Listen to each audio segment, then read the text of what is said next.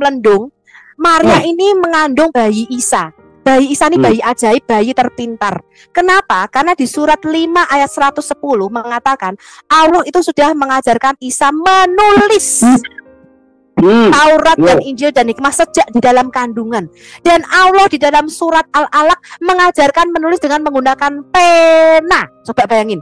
Daripada waktu yang masukin pulpen siapa, Bu? Yang masukin pulpennya siapa? Aku juga tanya. Lato-latonya, Bu. Jadi pena. Mungkin Maryam ini menggelinjang. Dimasukin pulpen, Bu. Mungkin Maryam ini menggelinjang karena kemasukan bolpennya Jibril. Lato-lato. Loh iya. Makanya si Isa ini ketika lahir sudah bawa kitab. Belum punya gigi. Dia tuh usianya 40 hari. Anak 40 hari itu belum punya gigi loh teman-teman. Karena masih menyusu pada payudara Maryam. Betul? Menyusu dia nggak punya gigi. Kalau udah punya gigi 1930. Dia tuh nggak punya gini. Aku aku berikan kita. Jadi kan apa? Udah bisa ngomong loh. Belum punya gigi, bayangin. Heran aku. Makanya nih karena penciptaannya nih aneh ya, pakai menggelinjang dimasukin bolpen tadi dengan cara ditiup bolpennya. Maka bayinya juga aneh, bisa ngomong gitu loh. Dan pada waktu keluar tuh pecahnya air ketuban, bukan yang keluar itu bersamaan dengan itu apa? Pusernya Isa, enggak. Keluarnya bolpen sama kitab. Sama Injil. Waktu lahir sudah bawa kitab sama bolpen. Bayi ajaib. Aku ya heran, itu kenapa si Momo pada waktu di Gua Hira nggak bisa baca tulis. Si Isa ini kan bisa baca tulis dari sejak dalam kandungan. Pinter tuh anaknya tuh Isa ini. Pinternya Einstein, saya kasih tahu Anda ya. EQ-nya orang terpintar dunia, tidak ada yang belajar menulis dan membaca sejak dalam kandungan kecuali Isa. Betul? Atau apa yang kebanyakan yang masuk, Bu, jadi kagak bisa nulis. Iya, tetapi anehnya ya, Allah itu mengajarkan Isa membaca menulis di dalam kandungan. Ketika Muhammad di Gua Hira nggak bisa baca tulis, malah dicekek be Jibril. Loh, apa Jibril ini gak inget? Kenapa pada waktu pada waktu dia kan sudah pengalaman. Si Isa dulu ketika ditiup, ya ketika ditiup farjahannya Maryam, langsung Isa ini bisa membaca dan menulis di dalam kandungan. Mestinya pada waktu di Gua Hira, si Jibril itu meniup lato-latonya Muhammad supaya pada waktu itu Muhammad langsung bisa membaca menulis. Lah malah dicekek kepala Jibril. Begini, Bu. Begini, Bu. Pantesan dicekek 3 kali tetap aja nggak bisa baca, nggak bisa nulis. Ya, semakin seru perdebatan antara Sofiatul dan juga para ulama Islam. Mereka memperdebatkan tentang Tuhan Islam dan juga Tuhan Kristen. Tema hari ini mungkin saya agak jarang-jarang ya ngisi pengajaran di WFM, tapi mungkin nanti kita akan lihat waktunya lah, karena saya juga di Al Hayat ada materi apologetika yang cukup padat, hampir tiap hari kita bahas. Jadi kita akan bagi-bagi waktunya. Saya sudah membahas materi tentang doktrin Allah, tapi mungkin tidak di live-kan ya. Yang kita bahas kemarin Trinitas, nanti kita akan bahas Trinitas part yang ketiga ya. Nah sekarang saya mau mengangkat satu materi yang cukup penting ya. Abdul mengira Allah SWT ya, yang punya 2 tangan, tangannya dua-dua sebelah kanan, punya 1 betis ya, punya 2 kaki, punya 5 jari di setiap tangannya, punya mata 2. Allah yang punya tubuh dan punya jiwa ini ya, punya nefas ya, punya nafsi katanya, itu sama dengan Tuhan yang kita sembah. Menurut teman-teman seperti apa? Di sini ada Pak Garnet. Saya mau interaktif dong. Saya kalau ada Pak Safi'i, bukan Pak Garnet, Pak Safi'i. Oh, Pak Garnet udah jadi momo Pak nih. Safi'i kayaknya sudah. Ya, silakan Pak Safi'i. Bang Garnet. Iya. Gimana menurut Anda nih? Pak Safi'i. Kalau Safi'i. Tentang jarinya tadi yang saya tahu 4. Oh, ada yang 5, ada yang 6. Jadi di dalam hadis ada yang 5, ada yang 6. Ada yang 4 juga. Oh, berarti enggak jarinya Allah berapa ya? Tangannya memang 2 ya kan, 2 tangannya itu kanan semua. Saya nggak tahu tak cacat bawalan lahir, tapi jarinya yang saya tahu itu menurut hadis itu empat sebelah. Karena jarinya satu memegang bumi, satunya jarinya memegang langit, satunya jarinya memegang laut, satunya lagi pokoknya cuma 4 jarinya itu. Ya beberapa hadis ada yang mengatakan 5, ada yang 6 juga. Nah, menurut Bang Garnet, Bang Syafi'i, ini Allah SWT dengan Tuhan kita yang disama-samakan nih, mau nyantolin aja ke YTHB ini, bener apa enggak sih kira-kira nih? Si Itu sangat berbeda, Bu. sangat berbeda Ini ya. Allah SWT itu kan apa? Ilah negeri Mekah. Yes 27 ayat 91 itu ilah negeri Mekah, dan dia itu nggak boleh Surah kemana-mana. Surah An-Naml ayat 91. Iya. Iya. Bahkan kalau mereka naik haji tuh bertamunya ke rumahnya Allah yang ada di Ka'bah ya. Iya. Nah, nanti next kita akan bahas mengenai Ka'bah ya. Saya akan bahas materi dari seorang Profesor Dr. Rahmat Amari ya. Oke, sekarang kita lanjutkan dulu nih materinya. Kita mau lihat dulu nih. Katanya Muslim selalu mengangkat dari Rabi Min. Saya nggak tahu apakah dia buka live. Kalau buka live mungkin kita bisa masuk. Tapi kita lihat dulu nih teman-teman. Ya. Si Rabi ini dia tidak pernah tahu konsep Trinitas. Ya, makanya kita perlu sekali untuk mengetahui konsep kita Kristen tidak mungkin bertentangan dengan rabi-rabi Yahudi. Kenapa? Karena Alkitab kita dijadikan satu, Perjanjian Lama dan Perjanjian Baru. Itulah sebabnya Quran itu tidak bisa dijilid jadi satu dengan kitab Perjanjian Lama dan Perjanjian Baru, karena isi daripada Quran itu bertentangan. Kita tidak menyembah Tuhan yang sama, tidak mempunyai konsep yang sama, dan tidak mempunyai garis benang merah yang sama. Saya akan ceritakan ini pada video kali ini, saya akan ceritakan ada garis benang merah dari Kejadian sampai Wahyu. Nanti next di dalam pengajaran mungkin saya kalau nggak salah tanggal berapa ya, tanggal 15 ya, tanggal 15 saya mungkin akan live-kan juga. Saya akan ceritakan kepada Anda konsep dari Kejadian sampai Wahyu ya, mengenai soteriologi, keselamatan, dan doktrin Injil Kerajaan Surga. Ya. Ini si Poltak ini siapa sih, bolak-balik naik turun aja. Oke, kita lihat dulu ya si apa kata si Rabi Min sini. Comes out on Sunday morning. Rabbi Potasnik, he's the rabbi for the fire department, and he had a question a while back to discuss Allah, and God. And he said, I won't get into that subject. We won't discuss it. The Muslims believe in Allah, but Rabbi Potasnik would not compare anything.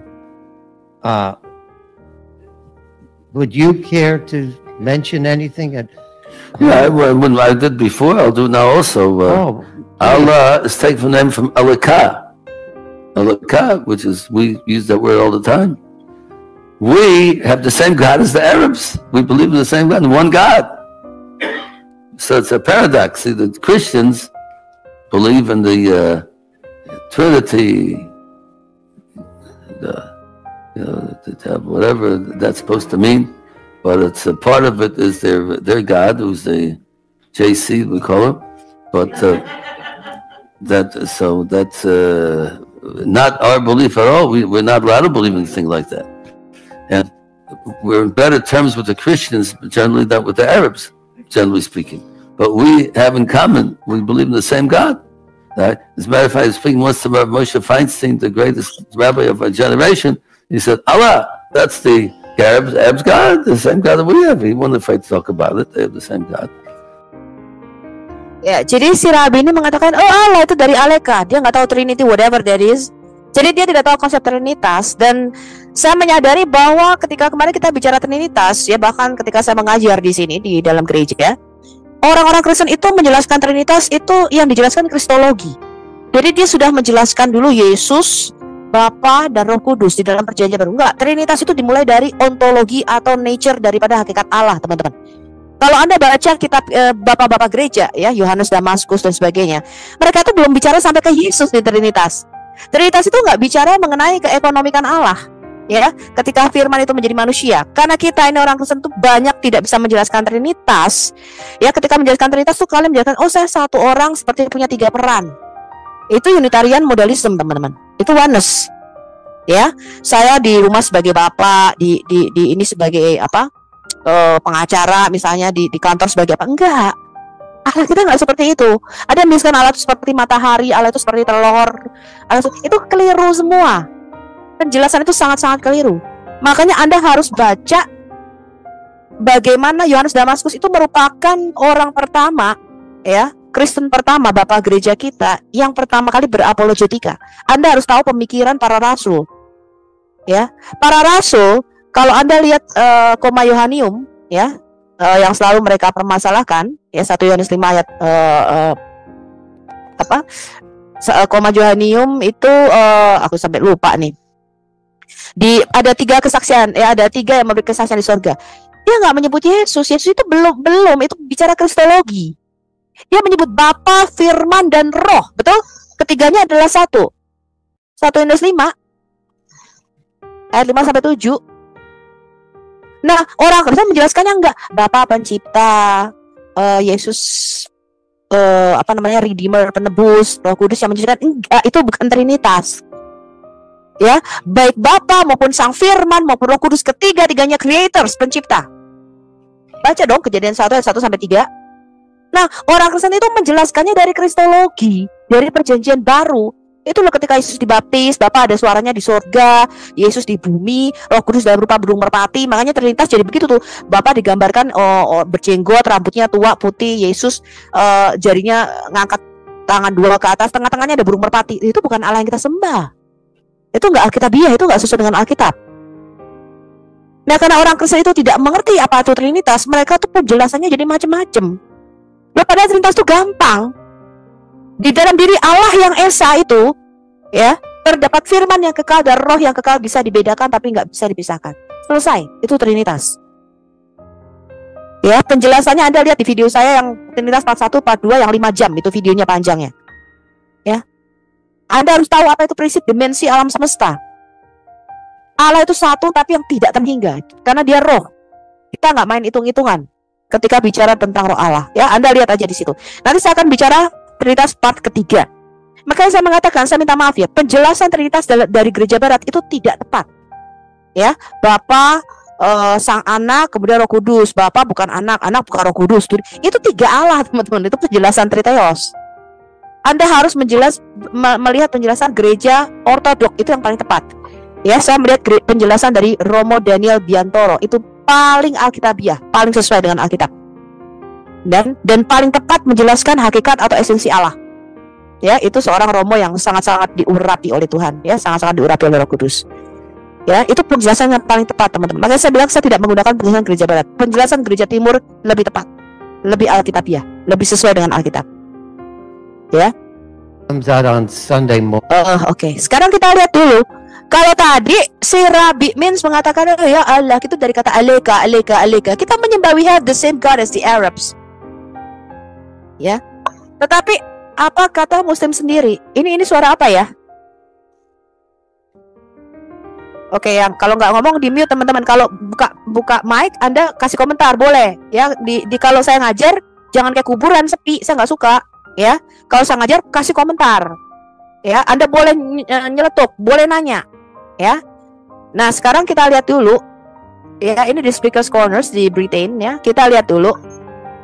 Apa kata Uclim, teman-teman? Apakah menurut mereka, menurut Syekh ini, ya, ini siapa yang gila nih? Si Rabbi Mins atau Syekh ini? Kita lihat ya. Not running away from the answer. For us, we never claim, Muslims, we never claim that Allah is Yahweh. We never claim this. Good. Yeah, we never claim this. Excellent. Excellent. We never claim this. Absolutely. And as well, yeah, of course. Very good. Thank you. I don't need to do it. We're agreeing on that, so thank you. Allah mentioned to us in the Quran about His name, and He named Himself Tabaraka wa Ta'ala as Allah, and He named Himself as revealed on the tongue of the Prophet Sallallahu Alaihi Wasallam, in the Quran, or the tongue of the Prophet Sallallahu Alaihi Wasallam. Allah has 99 names of the ones we are aware of nowadays. None of them is Yahweh. I really appreciate you agreeing on camera that Yahweh of the Bible is not the same as Allah of the Quran. Oke, saya minta pendapat teman-teman nih. Ini siapa gila nih? Orang Yahudi mengatakan, ya, Allah dari Aleka. Mesti bilang, we never claim that Allah in the Quran is Yahweh in the Bible, because 99 names of the Allah Subhanahu wa ta'ala di Quran, tidak satu pun yang Yodevave. Karena Allah mention namanya tuh Allah, bukan Yodevave. Jadi ingat ya, menurut Muslim, Allah Subhanahu wa ta'ala tuh proper name, nama diri. Tapi nanti kalau kita bicara Alkitab, saya bisa bedah panjang lebar. Yang namanya ilah atau El atau Elohim, itu semua merupakan spiritual beings. Semua makhluk yang tidak punya tubuh jasmani itu disebut Elohim atau El di dalam Alkitab kita. Nah itu Anda mesti tahu. Ada banyak orang Kristen, sudah Kristen dari lahir. Bahkan yang masuk ke kelas saya itu STT ya, sekolah-sekolah teologi, dan para pendeta, beberapa orang pastor, mereka nggak ngerti hal ini. Makanya ketika dikatakan, di mana Yesus mengatakan I am God, akulah Allah, worship me, mereka nggak bisa bedakan apa itu Allah, apa itu Tuhan. Nah Anda harus masuk ke kelas saya untuk Anda bisa mengerti hal ini. Ya, nah sekarang gimana nih menurut teman-teman? Ada mau komentar dulu nggak sebelum saya lanjutkan? Ya kalau aku sih berarti yang Yahudi kawin di sini ya keblinger lah gitu. Iya, kenapa? Jadi, karena mereka tidak menerima konsep Trinitas, mereka menolak Yesus sebagai Mesias. Ya. Jadi mereka mengatakan, oh Trinitas itu nggak sama dengan kita. Padahal yang namanya konsep Trinitas itu sama dengan konsepnya Yahudi. Tetapi kita memberikan satu label, satu terminologi, ya, Bapa, Firman, dan Roh, ketiganya adalah satu. Dan itu ada di Koma Yohanium, ada di dalam Alkitab kita. Nah orang Kristen itu menjelaskan jangan ke Yesus dulu. Yesus itu bicara kristologi, ya. Benar nggak Jun? Kalian kalau menjelaskan suka keliru-keliru ke Yesus kan? Banyak yang begitu. Iya banyak orang Kristen. Kenapa mereka nggak tahu Trinitas? Trinitas itu menjelaskan ontologi Allah, menjelaskan ontologi itu yang nature atau hakikat Allah yang esa itu seperti apa. Jangan lu jelasin kristologi, orang nanya Trinitas, lu jelasnya kristologi. Gimana sih ini orang Kristen? Makanya mereka bingung. Bapak Yesus, mereka yang bertanya, Yesus Allah nggak Allah? Bapak Allah nggak Allah? Roh Kudus Allah nggak Allah? Lah kan ada 3 Allah. 1 ditambah 1 ditambah 1 kan kok bisa sama dengan 1? Pertanyaan mereka begitu. Karena kalian menjelaskannya keliru, my friend. Ya, belajar lagi Bu ya. Bukan belajar lagi, penjelasan Trinitas itu ontologinya Allah, bukan kristologi. Bukan ketika firman jadi manusia tuh nanti, itu bicara kristologi. Nah, kalau Anda bicara seperti ontologinya atau hakikat Allah, kita bisa menjadi sepaham dengan mereka, kita bisa membangun jembatan dialog dengan mereka. Tapi kalau Anda menjelaskan kristologi, orang di situ mereka nggak setujunya kok Kristus kok sebut Allah lah. Nanti ketika kau bicara kristologi, baru kau jelaskan Yesus itu monogenesnya Bapa. Dia disebut monogenes para monogenes Theos. Dia disebut monogenesnya Bapa. Apa artinya? Kau jelasin apa itu monogenes.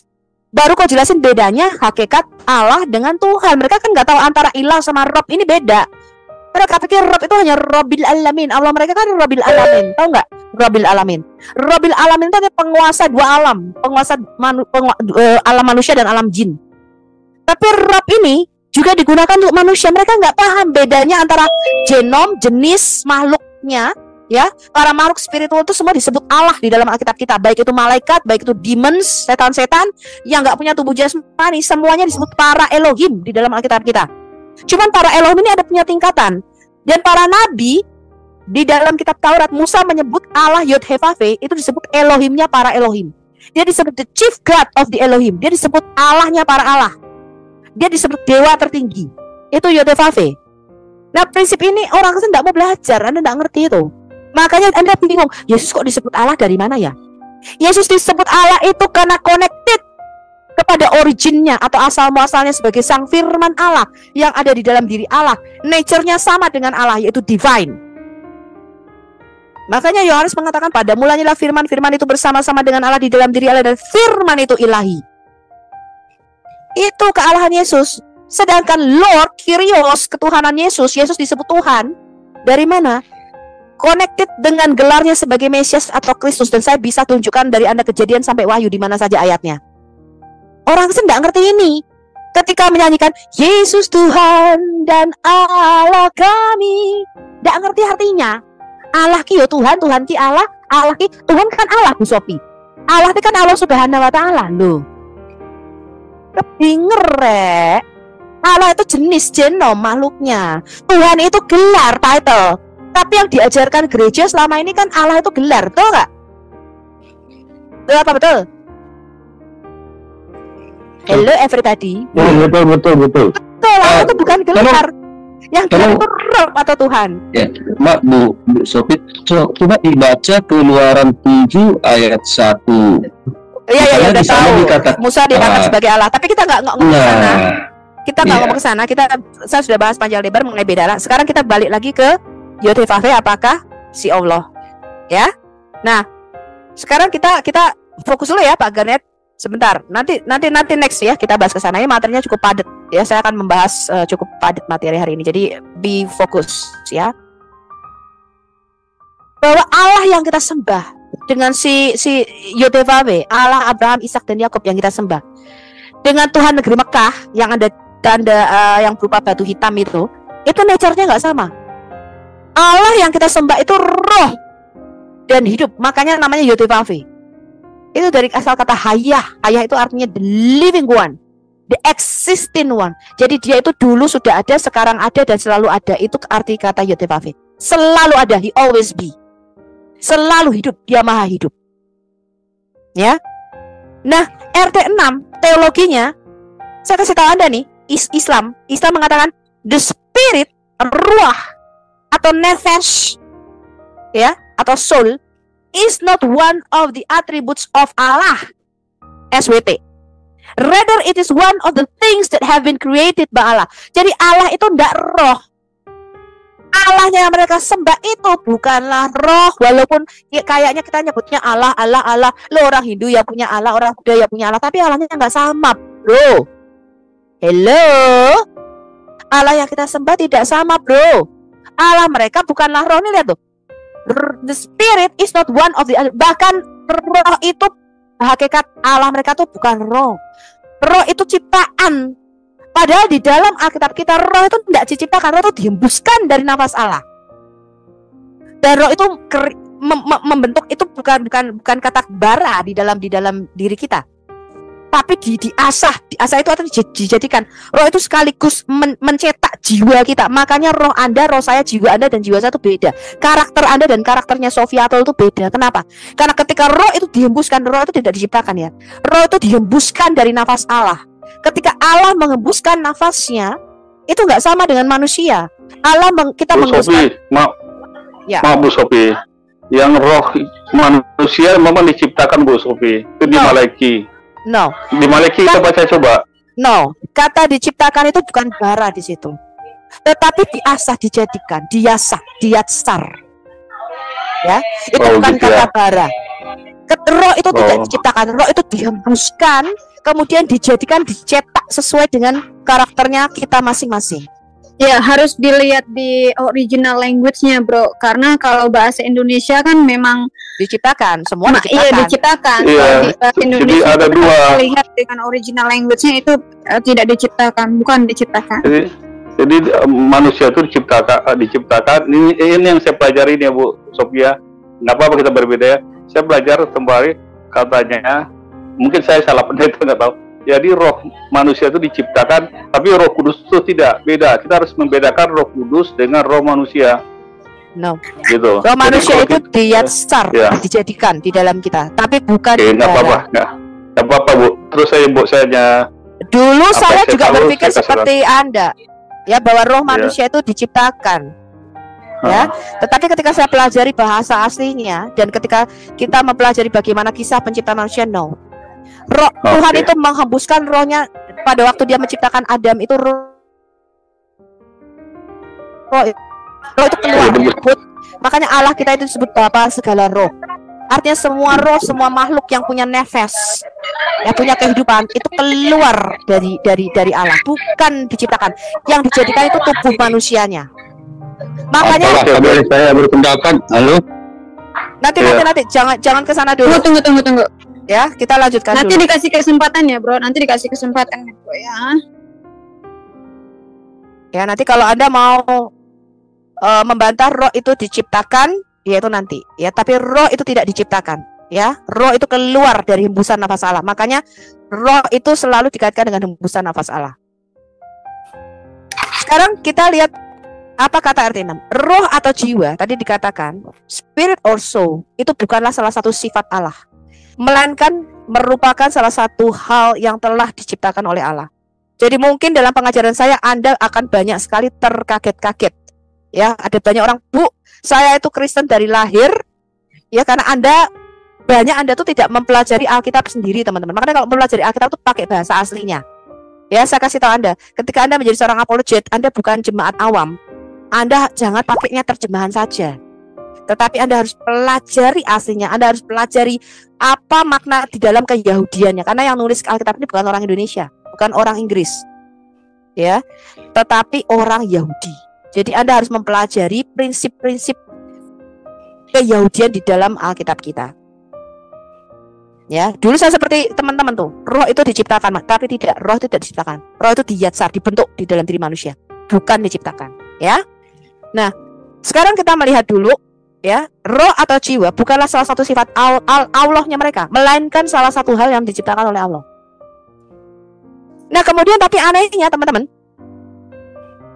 di dalam Quran surat Al-Imran surat 3 ayat 185, setiap yang mempunyai nafsi, mempunyai jiwa, itu harus mengalami kematian.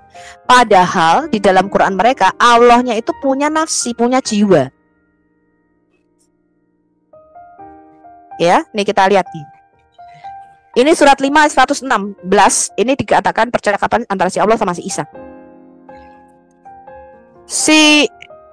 Saya bacakan ya surat Al-Maidah ya, ayat 115. Dan ketika ya berfirmanlah Allah, wahai Isa putra Maryam, adakah kamu mengatakan kepada manusia, jadikanlah aku dan ibuku dua Tuhan, katanya. Bukan dua Tuhan, ini dua Allah. Ya, jadi Muslim pun juga masih bingung antara Tuhan dengan Allah, ini mereka masih campur, bukan dua Tuhannya, dua Allah. Selain min dunillahi, ya, selain Allah katanya. Jadi dua Allah selain Allah, bukan dua Tuhan ya ini. Dan berkatalah si Isa ini, Maha suci engkau, tidak ada bagiku bahwa aku mengatakan apa bukan bagiku, apa yang bukan bagiku dengan hak jika aku mengatakannya. Nih aku pakai terjemahan yang kata per kata ya, Quranul.com. Maka sesungguhnya engkau mengetahui apa yang di dalam diriku. Ini pakai kata nafsi, Anda lihat nih yang saya kotak merah, nafsi di dalam jiwa aku, ya. Dan tidak aku mengetahui apa yang di dalam nafsika, di dalam jiwamu. Jadi Allah itu punya jiwa, punya nafsi, teman-teman. Di surat 5 ayat 116 ini. Tetapi tadi dikatakan di dalam Al-Imran ayat 145, semua yang punya nafsi, nih linafsinan antamuta, mut itu artinya mati, death. Ini sama dengan bahasa Ibrani juga, ya. Mut ini menjadi dewa maut. Mut itu artinya mati, kematian, death, end. Itu arti kata mut. Ya. Jadi setiap yang punya nafsi pasti mati. Ini kan aneh. Sedangkan di surah 5 ayat 116 tadi si Allah itu punya nafsi, teman-teman. Ya. Nih, lihat nih. Tiap-tiap yang punya nafsi, tiap-tiap yang punya jiwa akan merasakan mati. Ya. Jadi saya perlihatkan Anda aja kelucuannya. Nah sekarang kita lihat teman-teman, the triune God of the Bible. Saya tetap menyatakan the triune God of the Bible itu adalah satu misteri. Tidak ada satupun definisi yang bisa tepat menunjukkan seperti apa Allah kita. Ya, definisi Trinitas itu hanya menjembatani supaya kita bisa lebih mengenal, dan itulah apa yang diwahyukan, direvealkan oleh Yesus kepada kita. Ya, tetapi the triune God is still a mystery. Ya. Nah, the triune God di dalam Alkitab kita itu menyatakan bahwa di dalam diri Yod-Heh-Vav-Heh itu terdapat firman yang kekal dan roh yang kekal. Bisa dibedakan, tapi tidak bisa dipisahkan. Nah, kalau Anda menjelaskan ini, jangan kemana-mana. Ya, jangan bicaranya ke Yesus. Belum ini kita belum bicara Yesus itu bicara nanti. Ya, bicaranya nanti ketika sudah menjadi manusia. Penjelasan Trinitas cukup sampai di sini, nggak usah ditambahi. Ya, nanti baru ketika bicara kristologi, bicara firman menjadi manusia, baru nanti Anda jelaskan. Ya, Trinitas itu bicara ontologi atau nature of God, ya, hakikat Allah. Sekarang yang kedua, namanya saja sudah beda antara Yod-Heh-Vav-Heh Tuhan kita dengan Tuhan negeri Mekah. Di Keluaran 3 dengan jelas mengatakan Ketika Musa bertanya, Musa diutus, bagaimana tentang namanya? Apakah yang harus kujawab kepada mereka? Firman Tuhan kepada Musa, Pak, Ehye, Asher, Ehye. Lagi firmannya, beginilah kau katakan kepada orang Israel itu, akulah aku telah mengutus aku kepadamu. Selanjutnya berfirmanlah Elohim kepada Musa, beginilah kau katakan kepada orang Israel, Yahweh Allah nenek moyangmu, Allah Abraham, Allah Ishak dan Allah Yakub. Jadi nama Yahweh ini kekal ya. Nama Tuhan yang kita sembah itu bukanlah Allah Ta'ala, bukan Allah negeri Mekah, tetapi Allah Elohim, Ishak, Elohim Abraham, Elohim Yakub, namanya Yodevave. Itulah namaku untuk selama-lamanya dan itulah sebutanku turun-temurun. Jadi Yodevave ini tidak pernah bancaan ganti nama menjadi 99 Asmaul Husna. Itu bukan Tuhan kita. Ya, dan tidak sama dengan Allahnya Israel. Nah, sekarang Anda lihat ini adalah Allah. Alef lamet lamet hei. Ya. Allah ini ya, Anda lihat, ini merupakan proper name, nama diri sesembahannya orang Muslim.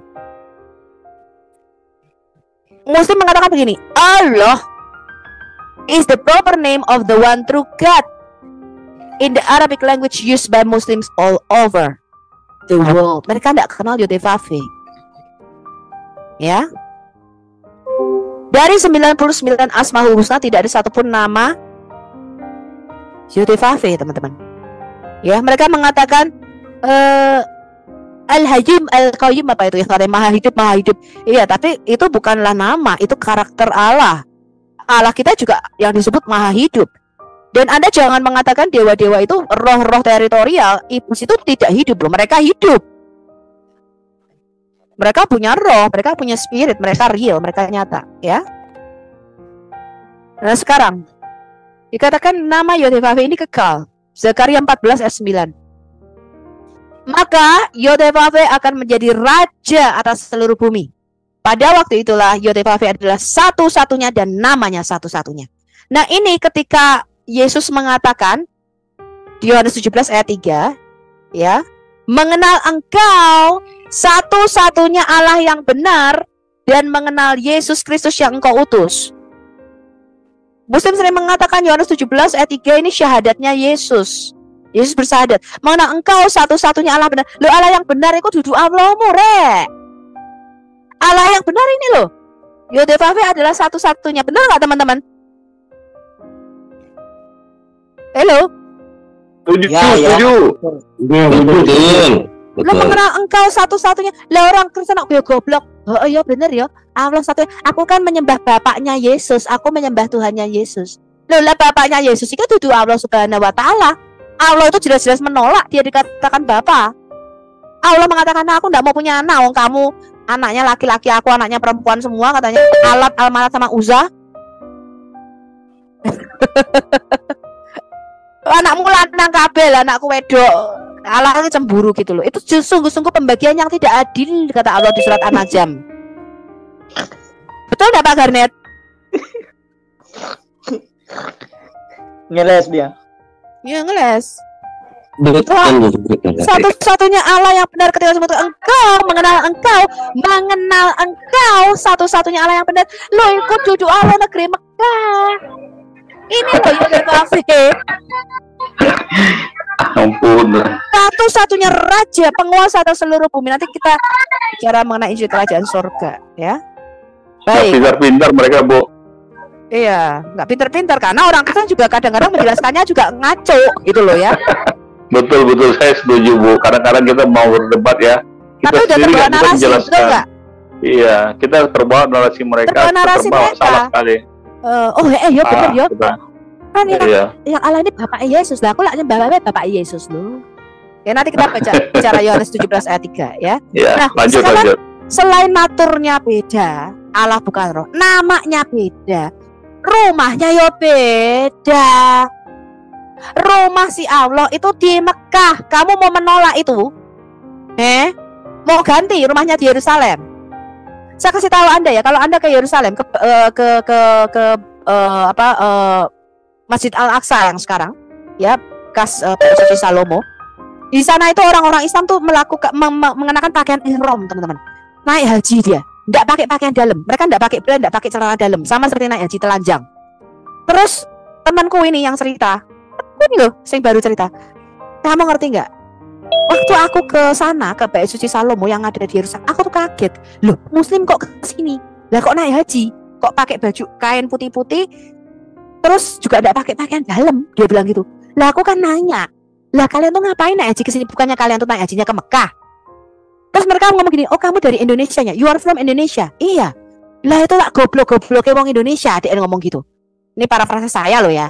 Dia ngomongnya pakai bahasa Inggris. Gobloknya wong Indonesia itu cuma dibisniskan sama Saudi Arabia. Rumah Allah yang sebenarnya itu di sini, di Yerusalem. Makanya kami ke sini. Orang Indonesia ini goblok, orang ngerti, makanya pada ke Mekah, telanjangnya di sana. Harusnya telanjangnya di situ, di Yerusalem. Ojo dul gondal gandulnya di sini, teman-teman. Anda tuh melilingi dul gondal gandul, dul gondal gandul, dul gondal gandul. Tidak pakai pakaian dalam di sini loh, teman-teman, ngelilingi Ka'bah ini. Ka'bah gitu, vagina stone. Jangan buat perut Bu Sofi.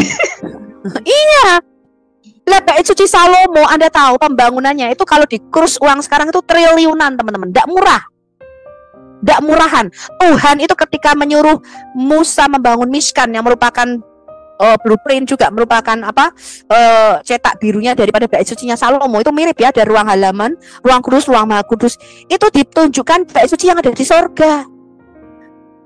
Warnanya kainnya nggak sembarangan.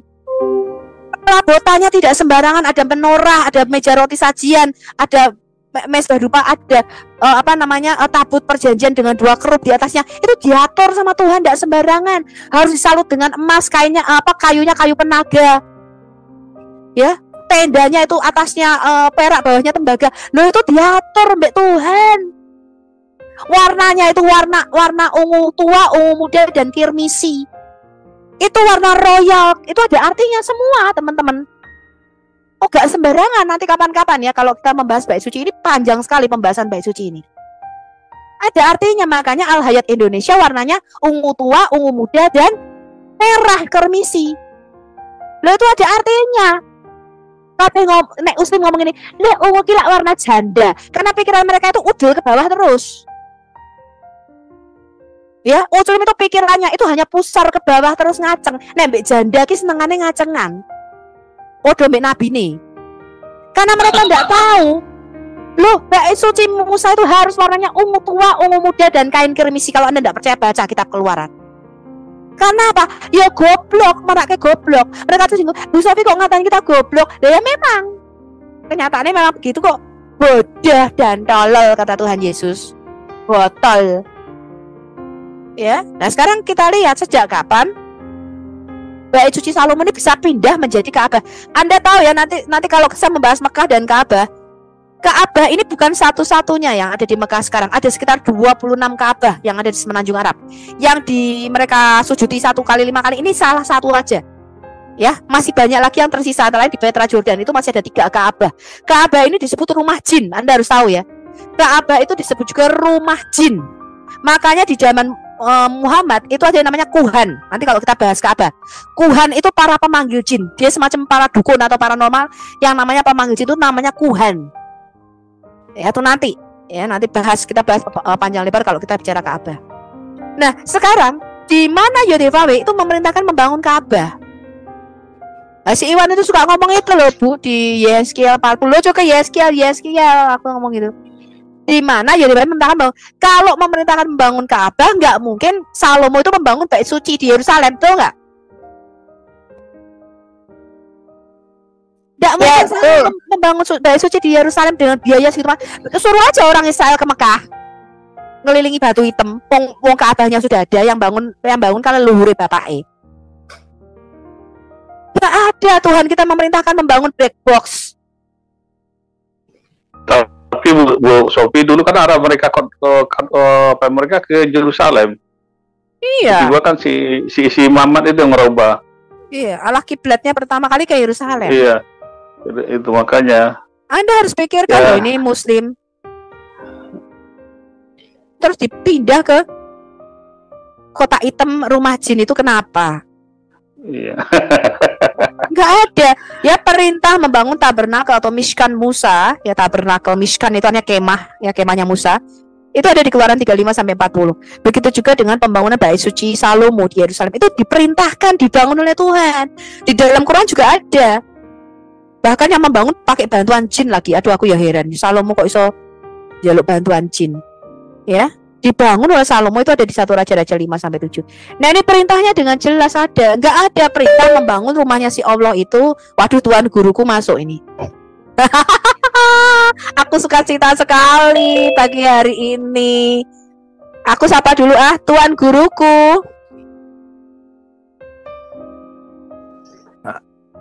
Shalom. Baru bangun. Bukan baru bisa masuk lagi. Kemarin nggak bisa, kehapus kayaknya. Sombong. Bener, Bu. Tuan guru ini sombong. Ini baru saya tanya tanya sama si penggugat. Sombong sekarang, mentang-mentang habis dari jalan-jalan dari luar negeri dari Turki, sombong. Turkinya habis gempa. Untung nggak di itu jauh dia. Anak rohani saya kan di Turki ada. Terus anak-anakmu yang di sini bagaimana? Anakmu yang di Zoom ini keteteran. Bu Sofiato yang diserupakan. Oh. aduh, anakmu aneh sekali. Lanjut, baru bisa masuk. Nah, udah jangan dihapus linknya, bro, ya. Iya, kemarin kayaknya saya masuk Zoom nggak bisa gitu loh. Nggak taunya baru tanya ini. Iya, sekarang disimpan. Oke. Lanjut. Nah, ini lanjut. Nih, lihat nih. Ya, 2 Tawarik 6:6. Tetapi kemudian aku memilih Yerusalem sebagai tempat kediaman namaku dan memilih Daud untuk berkuasa. Ini jelas sekali loh. Yerusalem berkatakan dalam rumah ini dan di Yerusalem, bukan di Mekah. Aduh. Yang telah kupilih dari antara segala suku saya, aku akan menaruh namaku untuk selama-lamanya di sana. Sekarang telah kupilih dan kukuduskan rumah ini, Bait Suci Salomo di Yerusalem, supaya namaku tinggal di situ untuk selama-lamanya. Maka mataku dan hatiku akan ada di situ sepanjang masa. Aduh, adem sekali kalau aku dengar firman Tuhan. Nggak pernah pindah rumah. Emangnya kayak kalian telah bayar kos, harus pindahan. Kontrakannya nggak bisa bayar terus pindah rumah. Tuhan nggak pernah pindah rumah nih loh. Selama-lamanya rumahnya di Yerusalem. Nanti ketika Dia memulihkan langit yang baru dan bumi yang baru, tetap aja di Yerusalem. Ya, Yerusalem yang baru turun dari sorga. Enggak ono Ka'bah turun dari sorga. Walaupun dalam pandangan Muslim Ka'bah itu juga ada di sorga ya. Nyamain aja. Orang surganya juga beda. Surga mereka kan jannah. Tuh jannah. Ya.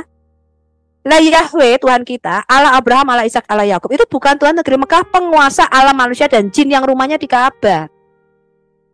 Tadi yang dikatakan Pak Garnet ya, Quran surah 27 ayat 91, Quran surah 106 ayat 3. Nah, ada 26 Ka'bah di sepenanjung Arab. Ya, nanti kalau kita membahas Ka'bah, nanti mungkin dengan tuan-tuan guruku yang ada di sini ya.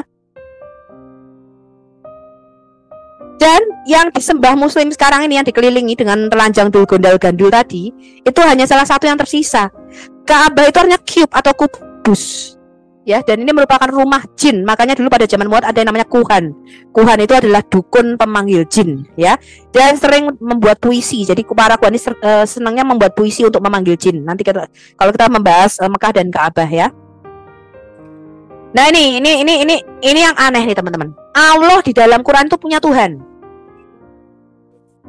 Kalau enggak percaya Anda baca nih. Quran surah 4 ayat 64 sampai 65. Dan kami tidak mengutus seorang rasul melainkan untuk ditaati dengan seizin Allah loh. Maka demi Tuhanmu loh. Saya Allah bersumpah demi Tuhan loh.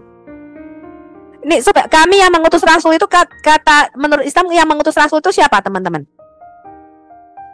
Kami ini loh, kami. Si kami ini siapa? Si Allah. Rombongan jin. Halo. Rombongan jin. Katanya Allah kan? Yang mengutus rasul kan Allah kan? Mister lah. Tetapi kok minta izin Allah lagi dan Allah bersumpah demi Tuhan loh. Ini gimana toh ini? Ya, rombongan jin itu Allahnya kan sama dengan jin. Iya. Terus gini nih, surat Al-Ma'arij 170 ayat 40 ini jelas ya. Maka aku bersumpah dengan Tuhan. Aku bersumpah dengan Tuhan. Ini berarti kan ada 2 oknum, betul nggak? Betul. Yang memiliki harusnya di 2 timur dan 2 barat. Sesungguhnya kami benar-benar mampu, kami benar-benar maha kuasa loh.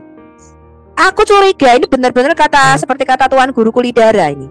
Kami ini adalah orang Yahudi, serombongan rabi-rabi jumlahnya 10 orang ini yang menulis Quran. Makanya dikatakan kamilah yang menurunkan Quran dan kamilah yang menjaganya. Ini kelihatan para rabi loh ini. Karena serombongan ini loh. Itu memiliki timur dan barat. Oh, cuma 2 arah, Bu. Selatan sama utaranya mana, Bu? Ya itu. Ya itu dia yang apanya. Mungkin Allah ini pemilik utara selatan, kemudian dia bersumpah dengan Tuhan yang pemilik timur dan barat. Jadi mereka berbagi kuasa, lokasi. Berbagi. Mungkin aku pemilik utara dan selatan bersumpah dengan Tuhan yang memiliki timur dan barat. Iya, begitu. Kami benar-benar maha kuasa gitu. Ya, cuman ini pencipta yang terbaik katanya. Allah itu. Jadi dari sekian banyak pencipta, Allah ini adalah pencipta yang terbaik katanya, yang menciptakan manusia itu. Wanita itu punya sperma dari tulang dada lah kira-kira. Ya, cuma ini punya sperma. Iya betul. Cuman ini aneh kan, maka demi Tuhan ini perkataan siapa? Iya. Kalau perkataan si Allah berarti Allah bersumpah demi Tuhan, betul nggak? Iya tuh. Dia ini kan si aku ini adalah pemilik utara selatan. Dia bersumpah dengan Tuhan yang memiliki timur dan barat. Jadi ada 2. Iya. Pusing-pusing ya. Pusing-pusing kan lu baca. Pusing, gua aja baca si Quran pusing. Ya. Nah, Allah punya Tuhan, ini lihat nih. Ini Al-Baqarah surat 2 ayat 21. Hai manusia, ini perkataan siapa nih? Sembahlah Tuhanmu yang telah menciptakanmu. Ini dia berbicara Tuhan yang mana lagi? Ini kalau Allah kok mengatakan sembahlah Tuhan, harusnya kan sembahlah aku.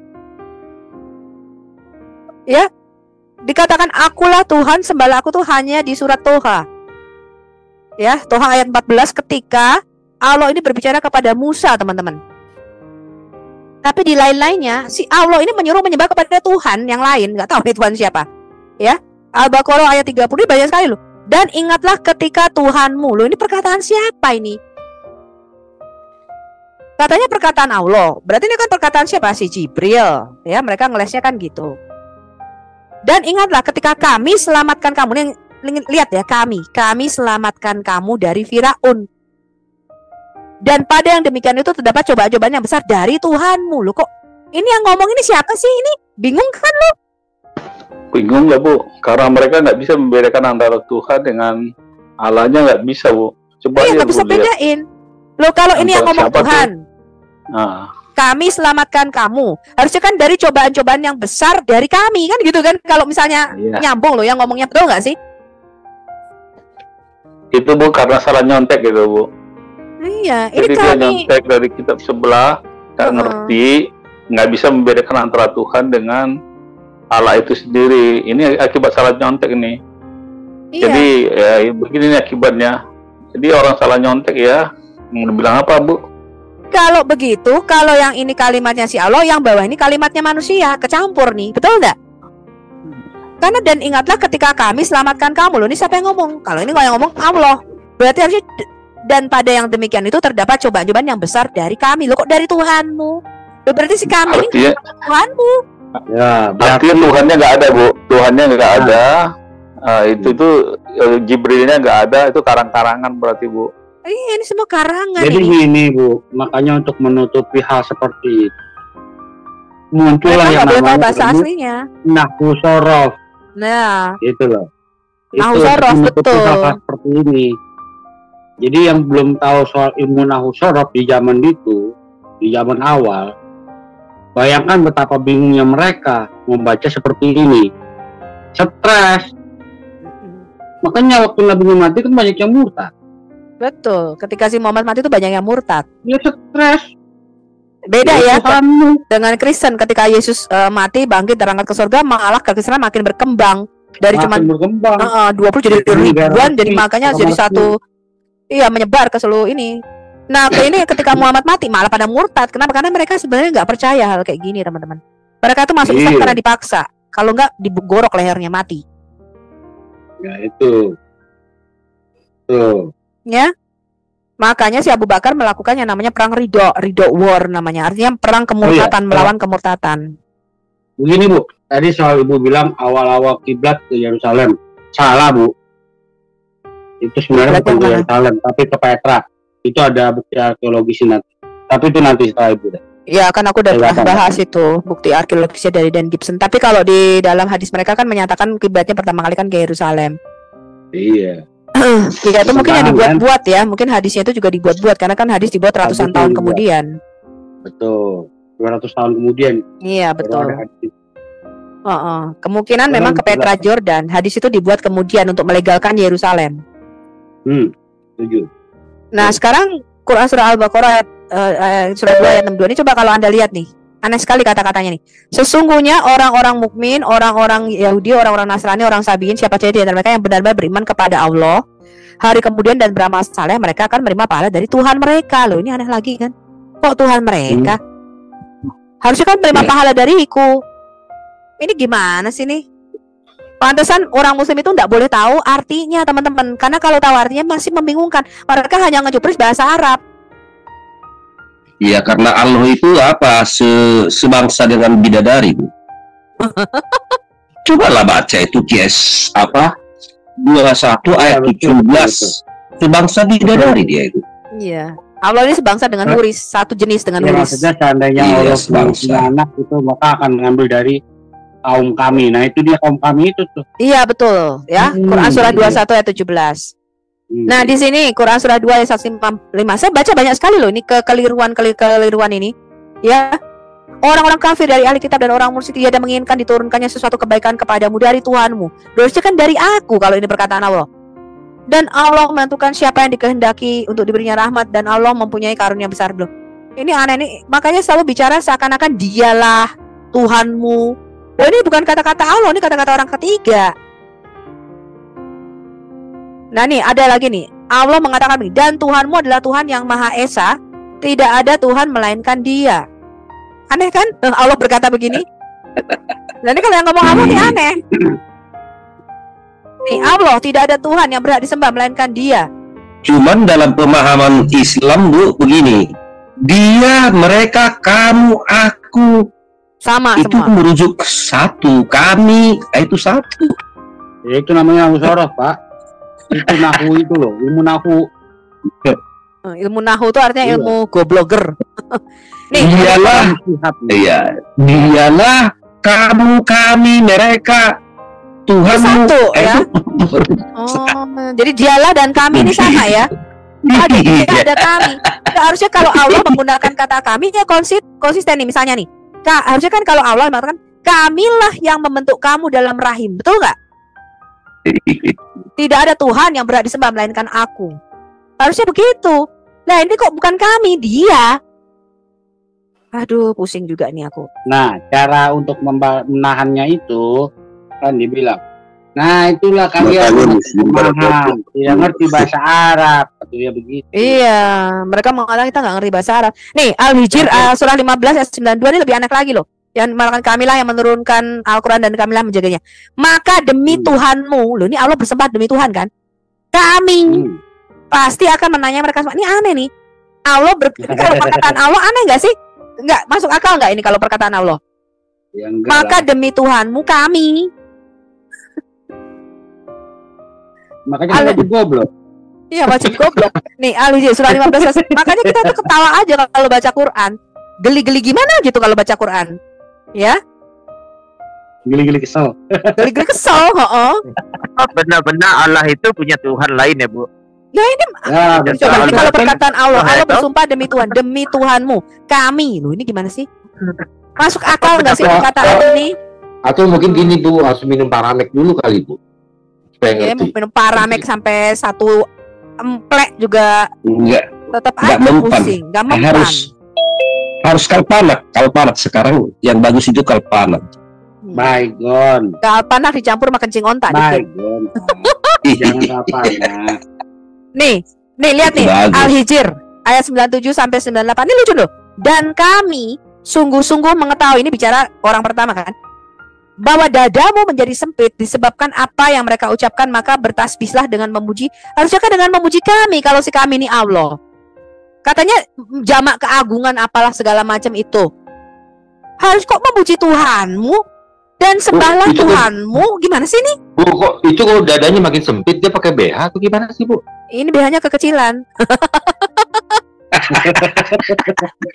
Itu sama gila ini enggak. Tapi Bu, tapi kalau dilihat Bu dari teks itu, Bu, itu si Muhammad yang bicara, Bu. Iya kan, jelas-jelas perkataan manusia jadi, si kami ini. Iya, itu Muhammad yang bicara, tapi atas nama kami. Iya, enggak tahu nih kami Jadi, ini apakah rabi-rabi Yahudi yang nulis Quran, apakah Muhammad dan si Said bin Tabit yang menulis Quran ini. Si kami ini loh aneh. Tapi sampai sekarang ini saya masih nggak mudeng. Siapakah kami yang meniup farjah atau vaginanya Maryam? Nah itu dia. Allah, Jibril dan Muhammad sekaligus, Bu. Sembarangan. Emangnya Maryam wanita apanya? Coba ya di dalam Quran, Jibril, kalau si kami ini Jibril yang meniup vaginanya Maryam atau farjahannya Maryam. Jibril ini dikatakan datang kepada Maryam dalam rupa manusia laki-laki sempurna. Berarti pada waktu itu Jibril punya titik nggak? Laki-laki kan Jibril? Ya pasti. Pasti dong. Jibril punya titik. Namanya siapa? Lato-lato. Dia punya lato-lato. Waktu Jibril datang kepada Maryam itu dikatakan di dalam Quran dalam wujud manusia laki-laki loh. Manusia laki-laki yang sempurna. Dan Jibril ini tidak memperkenalkan dirinya. Akulah Gabriel, akulah Jibril, enggak. Langsung gini, aku adalah utusan Allah. Maria sampai kaget loh. Loh, kamu nih siapa kok tiba-tiba masuk dalam kamarku? Aku berlindung kepada Allah, kata Maryam. Tapi tiba-tiba si Jibril ini nggak ada hujan, nggak ada angin. Aku akan memberikan kamu anak. Dan tiba-tiba dia menyuruh Maryam membuka celana dalamnya dan mau meniup farjahannya Maryam. Emang Maryam wanita apaan? Kalau gue mah gue gaplok-plok. Sembarangan. Lu siapa datang-datang ke kamar gue, nggak kenal, nggak memperkenalkan nama, ngaku-ngaku utusan Allah, tiba-tiba mau meniup-niup farjah gue. Namanya gue wanita apanya? Tapi aku heran ya, di dalam tafsir itu katanya Maria tuh ditiup farjahannya. Tafsir Al-Qurtubi ya kalau Anda baca. Surat At-Tarim ayat 12 ya, surat 66 ayat 12 mengenai si kami yang meniupkan roh ke dalam vaginanya Maryam ini. Di dalam tafsir Al-Qurtubi dikatakan Maria itu ditiup supaya dia itu terangsang, karena menurut Islam itu, menurut para ahli tafsir itu bayi itu tercipta dari penyatuan antara sperma atau almani yang keluar dari tulang belakangnya Maryam dan tulang dadanya Maryam, supaya sampai Maryam itu menggelinjang. Coba bayangin. Aduh, Maryam itu menggelinjang ditiup sama si Jibril. Coba bayangin teman-teman. Masya Allah. Memang Maryam ini wanita apanya? Menggelinjang ini gimana? Mendesah gitu ya? Lagi mendesah. Enggak ada desahannya, Bu ya. Desahannya enggak ada kayak. Menggelinjang itu maksudnya geli, Pak. Coba Anda bayangin ditiup pakai angin. Anda tahu kan si Jibril ini malaikat. Kalau tiupannya malaikat sama tiupan manusia itu beda loh, Pak. Bisa masuk angin dong, Bu. Bisa masuk angin, langsung melendung. Makanya Maria langsung melendung. Terus bukan hanya langsung melendung, Maria ini mengandung bayi Isa. Bayi Isa ini bayi ajaib, bayi terpintar. Kenapa? Karena di surat 5 ayat 110 mengatakan Allah itu sudah mengajarkan Isa menulis Taurat dan Injil dan Hikmah sejak di dalam kandungan. Dan Allah di dalam surat Al-Alaq mengajarkan menulis dengan menggunakan pena. Coba bayangin.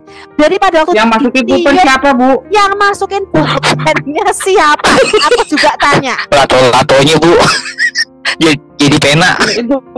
Mungkin Maryam ini menggelinjang. Dimasukin pulpen, Bu.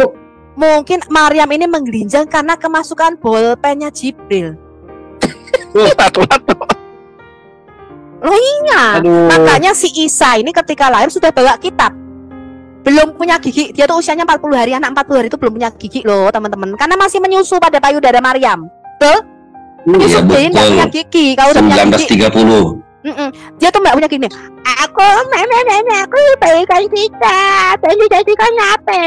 Udah bisa ngomong loh, belum punya gigi, bayangin. Heran aku.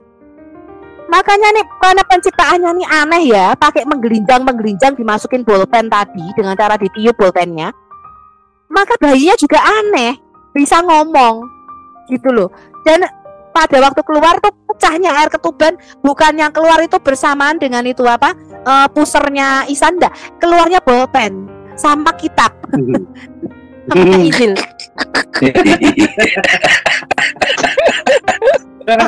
Waktu lahir sudah bawa kitab sama bolpen. Bayi ajaib. Aku ya heran, itu kenapa si Momo pada waktu di Gua Hira nggak bisa baca tulis. Si Isa ini kan bisa baca tulis dari sejak dalam kandungan. Pinter tuh anaknya toh Isa ini. Pinternya Einstein, saya kasih tahu Anda ya.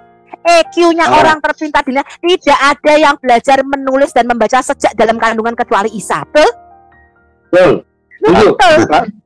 Apa yang kebanyakan yang masuk Bu, jadi kagak bisa nulis. Iya, tetapi anehnya ya, Allah itu mengajarkan Isa membaca menulis di dalam kandungan.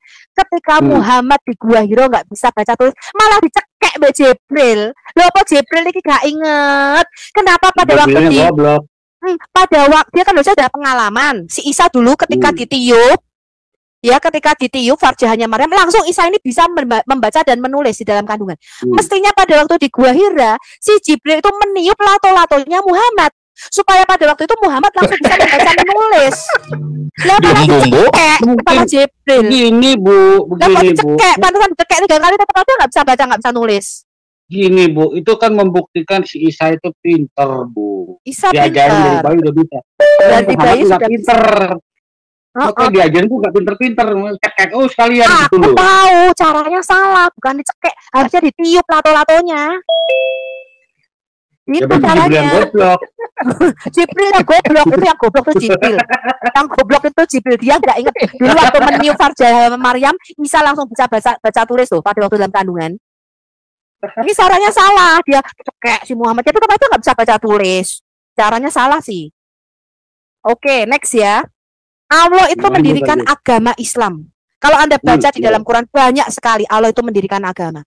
Tetapi Yodevave, nanti kalau saya bicara mengenai Injil Kerajaan Surga, ya nanti materi soteriologi mungkin nanti tanggal berapa ya? Mungkin saya live-kan ya. Kita akan mulai masuk, saya akan mulai masukkan mengenai apa itu original plan of God, ya. Menciptakan, sedangkan Yodevave, Tuhan kita, itu tidak menciptakan agama, teman-teman. Ya. Yodevave itu mendirikan kerajaan surga dan kerajaan Bani Adam di bumi. Ya, nanti saya bicara mengenai Injil Kerajaan Surga. Ya, materi saya soteriologi. Allah itu mendirikan agama di mana aja nih? Ini materinya Anda bisa dapat saya kasih ke Anda, ya, enggak usah dihafalin. Di Quran berapa aja. Tetapi Yodevave itu tidak pernah mendirikan agama. Nanti saya akan bicara mengenai dari kitab Bereshit, dari Kejadian 1 ayat 1, ya, dan Kejadian 1 ayat 26. Dari Kejadian sampai Wahyu itu tidak pernah bicara agama Kristen, agama Yahudi. Dari Kejadian sampai Wahyu, Tuhan itu bicara mengenai kerajaan surga yang akan disatukan kembali dengan kerajaan Adam di bumi. Ya, itu di Wahyu 21. Yerusalem baru turun ke bumi. Kisah Rasul 1 ayat 3. Setelah Yesus bangkit dari antara orang mati, ya, Yesus itu disebut Mesias, itu hanya raja manusia atau Tuhannya manusia. Yesus itu disebut pewaris kerajaan surga dan bumi. Yesus itu menyuruh kita untuk meluaskan kerajaan surga di bumi, bukan agama. Kenapa? Karena Tuhan itu sudah menceraikan kerajaan di bumi, diserakkan sama dia, diberikan kepada ilah-ilah lain yang lebih rendah, yang kita sebut lesser divine being atau roh-roh teritorial. Kejadian 11, Menara Babel. Tapi saya nggak akan bicara ini sekarang. Ya, nanti akan kita bicara dalam materi Injil Kerajaan Surga. Bu. Ya. Bu. Pantesan Allah SWT juga takut sama Tuhannya manusia, Bu. Iya, di surat 114 ayat yang ke surah An-Nas. Surat An-Nas, Harbit Nas. Allah itu juga punya agama. Dia beragama. Allah itu beragama Islam, bahkan Allah itu muslim yang taat. Allah itu sholat dan bukan hanya sholat, Allah itu ngaji loh teman-teman. Yes 30 ayat 30. Allah itu sholat, Allah itu muslim yang taat. Allah bersyahadat, tidak ada Tuhan selain Allah. Allah itu bersyahadat, Allah itu sholat, bahkan Allah itu ngaji. Bayangin.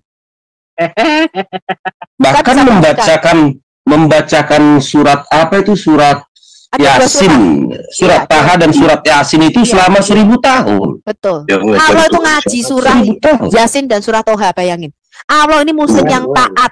Allah ini menyembah Tuhan. Yang mencari Allah siapa? Habis ngaji dapat bingkisan ya, Bu? Nggak tahu. Tapi kok nggak diceritakan Allah itu wudhu ya? Nggak ada air, Bu. Nggak ada air ya, betul. Loh, Allah kan arsinya di atas air. Aksinya di atas air loh. Ya kan tinggal di belakang rumah. Cuman cuman tak apanya yang jadi apa takutnya dia nanti kalau keluar dari arsinya itu kan di situ ada malaikat, mungkin dilarang sama malaikat kan. Allah apa arsinya Allah itu dia digotong 8 kambing. Digotong sama 8 malaikat itu. Malaikatnya berbentuk kambing yang menjauh jatuh. Bu Susi, Bu Susi. Emangnya gua istrinya tukul. Emangnya gua tuh istrinya tuh ada tuan guruku sekot. Tuan guruku sekot. Kenapa kalau gua yang kok banyak tuan guruku yang masuk ya? Aduh, sukacita loh hatiku. Sopi. Kalau ala SBT ngajinya apa dibacanya? Surat Toha sama surat Yasin tadi. Surat Yasin dan surat Toha ya itu selama 1000 tahun sebelum menciptakan langit dan bumi itu emang Yasin itu menghafal. Emang Yasin itu Allah yang menciptakan. Ya nggak tahu, pokoknya dia Yasin surat 36 dong.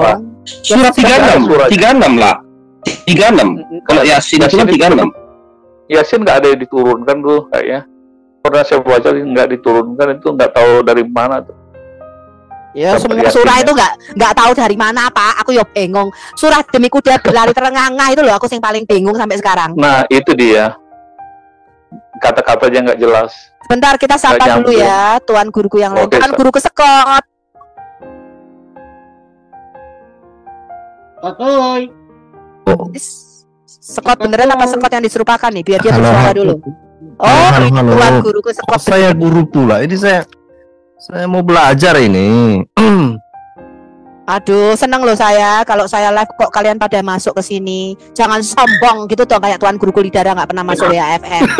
Kamu udah sombong.